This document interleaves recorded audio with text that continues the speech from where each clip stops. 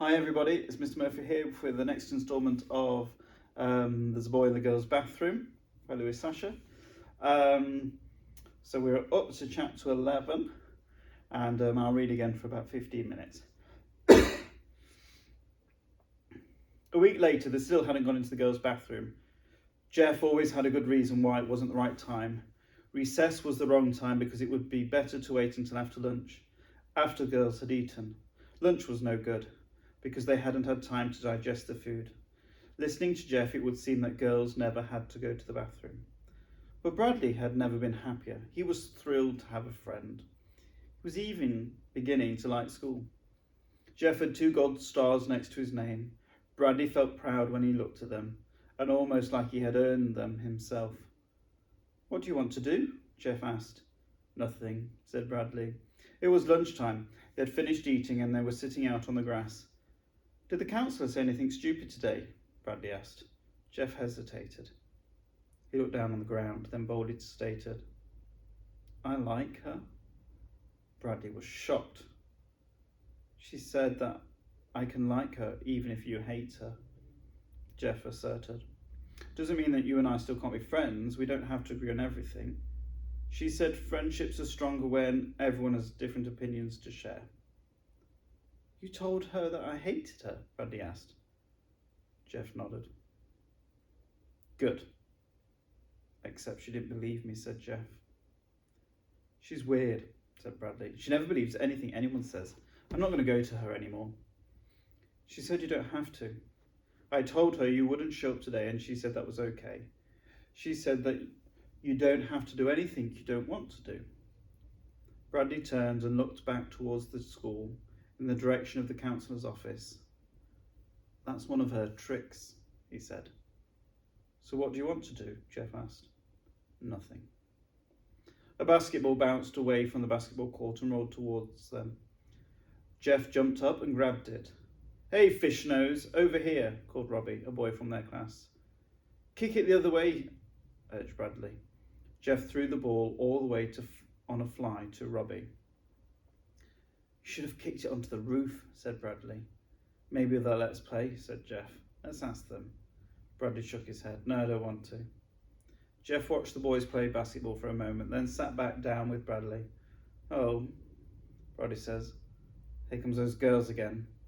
Try not to say hello to them." "Hello, Jeff," said Laurie. "Hello," said Jeff. "Hi," said Melinda. "Hi," said Jeff. "Hi, Jeff," whispered Colleen. "Hi," whispered Jeff. Laurie laughed as the 3 girls walked away. Jeff shrugged. "I can't help it," he said sadly. "Let's go beat them up," said Bradley. "They won't say hello to us any more if we beat them up." He started after them, but Jeff didn't follow. "Come on," Bradley urged. "Girls are easy to beat up. You just have to hit them once and they cry and they run away." "Not now," said Jeff. "Why not? Everyone will see us. We'll get into trouble." Bradley stopped. "You're right," he said. "We'll get them after school." "I can't," said Jeff. "I've got to go right home after school and do my homework." Bradley was beginning to get a bit fed up. "How come you're always doing your homework?" he asked, hands on hips. He said the word homework, the other way people might say manure. Jeff shrugged. "Do you like doing it?" Bradley asked. "It's okay, I don't mind it too much." Bradley kicked at the ground. "Do you think if I did my homework, Mrs. Ebel might give me a gold star?" he asked. "I don't think she gives gold stars just for doing homework," said Jeff, "but she might." "Maybe I should do it sometime," said Bradley. "Why don't you come over after school today?" he asked. "We can do our homework together." Bradley's face twisted in anguish. I don't think today's a good day for homework." "I can help you," Jeff started to say, then stopped. "You can help me with all the stuff I don't understand." "All right," said Bradley. "I'll do it." "Good," said Jeff. "First we'll beat up those girls, though," said Bradley. "Then we'll go to your house and do your homework." Just before the end of lunch period, somebody knocked very lightly on the door to the counsellor's office. "Come in," said Carla. A girl timidly stepped inside. "Are you Miss Davis?" she asked. "Yes, but I prefer to be called Carla." Do I have to tell you my names? Asked the girl. No, not if you don't want to. Colleen Verygold, said the girl. She sat down in one of the chairs around the round table and said, I don't know who to invite to my birthday party. Carla remained standing. See, there's this boy I want to invite, said Colleen. Do I have to tell you his name? No. Jeff Fishkin. Carla smiled.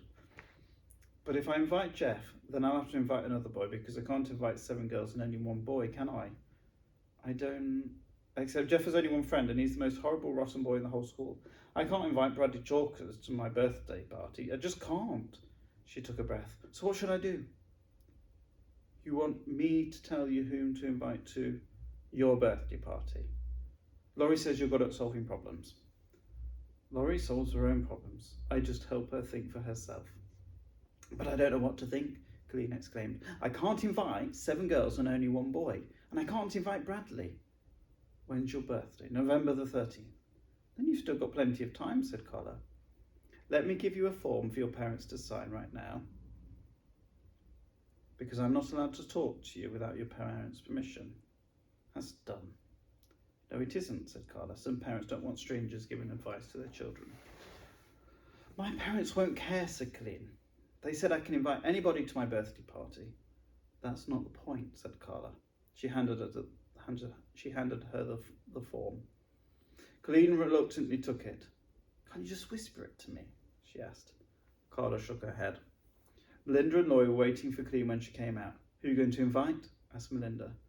Not Bradley, said Laurie. Please, not Bradley. I don't know yet, said Colleen. She won't tell me till my parents sign this form. Chapter 13. Bradley dragged his feet as he walked to Carla's office. She was waiting in the hall for him. It's a pleasure to see you today, she said. I appreciate you coming to see me. She held out her hand. He stepped past her and sat down round the table. She sat across from him. The reason the president doesn't wear a hat is because the doorways are too low, he said. He used to wear one, but every time he walked through a door, he'd hit his hat and it would fall on the floor. That makes sense, Carla said. Thank you for sharing that with me, but, she whispered, I thought you weren't allowed to tell me such top secret information. The president says he trusts you, said Bradley. Thank you, Bradley, said Carla.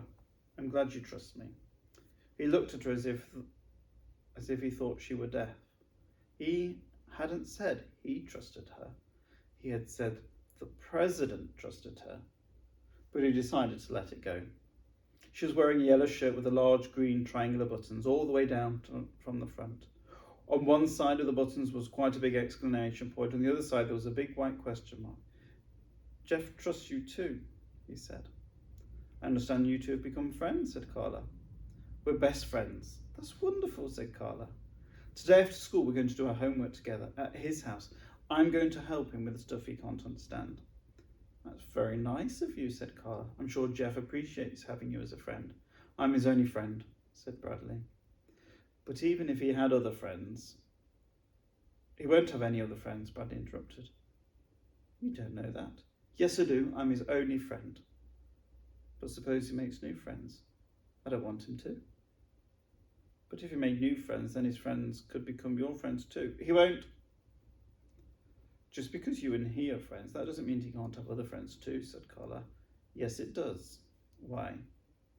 Because, he said proudly, so long as Jeff is friends with me, nobody else will like him.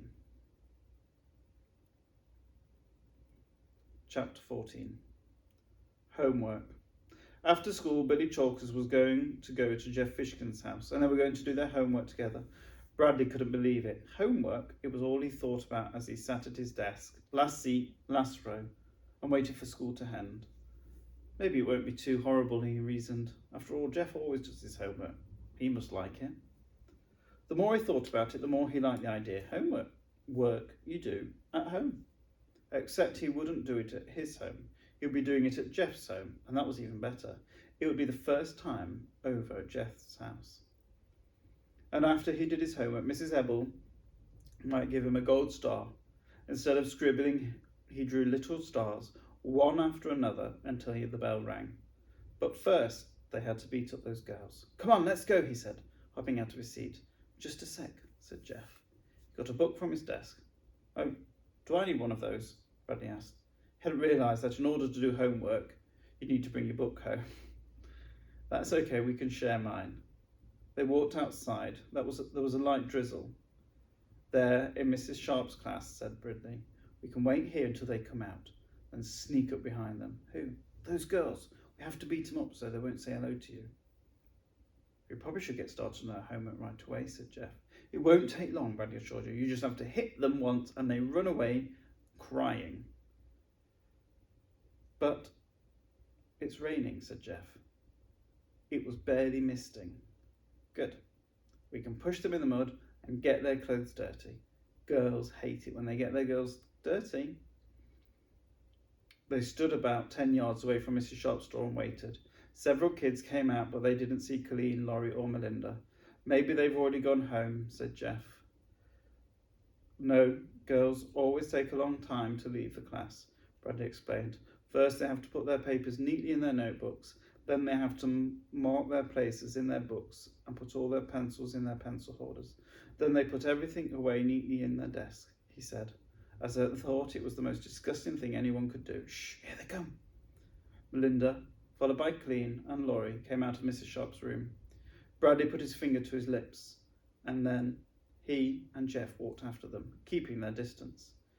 They followed the girls around the side of the building along the sidewalk away from the school. Let's just go home, said Jeff. Homework might take a long time. Girls kick, warned Bradley. They don't know how to punch, so they try and kick you. He quickened his pace until he was just a few steps behind the girls. Jeff lagged a little behind. Laurie was the first to turn round. Ugh, Bradley, chalkers, she made a face. Laurie loudmouthed at Bradley, the ugliest girl in school. Melinda and Colleen stopped walking and turned around too. Grow up, Bradley, said Melinda. Make me, he replied. Hello, Jeff, Colleen said very quietly. Hello, said Jeff. Quick saying hello to him, said Bradley. It's a free country, said Laurie. We can say hello. Not to us, said Bradley. We didn't say hello to you, said Laurie. Just him. Hello, Jeff.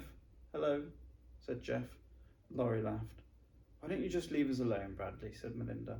No, you leave us alone first, Bradley said, and he pushed Melinda. She pushed him back. He pushed her again. She shoved him off the sidewalk. He slipped on the wet grass and fell to the ground. Laurie laughed hysterically. Bradley scrambled angrily to his feet. You've got my clothes dirty. Bradley wet his pants. Teased Laurie, hiding behind Melinda. Shut up, he yelled. You started it, said Melinda. I'll punch you in the face, said Bradley. He shook his fist at her. Melinda raised her fists in the air. He charged towards her, then kicked her in the leg. She slugged him in the face with all her might.